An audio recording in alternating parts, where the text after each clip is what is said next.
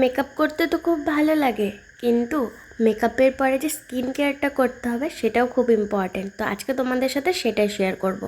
Makeup remove করার জন্য আমি এখানে মেকআপ রিমুভার নিয়ে নিয়েছি আর কটন প্যাড নিয়ে নিয়েছি। তো চলো আগে ভালো মতো মুখটার মধ্যে একটু ঘষা মাজা করে নিই। আর সবার আগে চোখটা ক্লিন করো, কারণ কাজল লাইনার যা যা ছিল সব ওয়াটারপ্রুফ ছিল, ওগুলোকে ভালো মতো ক্লিন করব।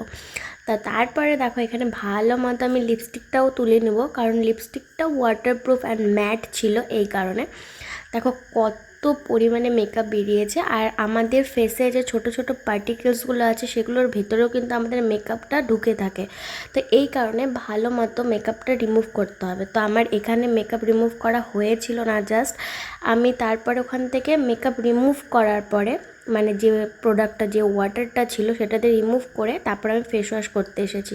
দেখো ফেস ওয়াশ করার পরও কতটা পরিমাণে মেকআপটা বেরিয়েছে। তারপর এখানে আমি ইউজ করছি মামাআর্থের এই ফেস ওয়াশটা, কারণ এই ফেস ওয়াশটার মধ্যে ছোট ছোট দানা যুক্ত আছে, যেটা স্ক্রাবের কাজও করে দেয়। এই কারণে আমি এখানে দুবার ফেস ওয়াশ করেছি।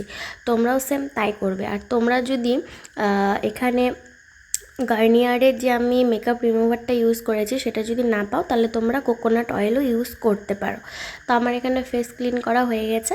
তো এরপরে আমি যেটা দেবো সেটা হলো টোনার। তোমরা টোনারের পরে ময়শ্চারাইজার বা কোনো নর্মাল ডে ক্রিমও ইউজ করতে পারো। আমি এখানে জাস্ট টোনারটা ইউজ করে ছেড়ে রেখেছি, কারণ আমার এটাতেই হয়ে যায়। তো চলো টাটা, দেখা হবে অ্যানাদার ব্লগে, বাই।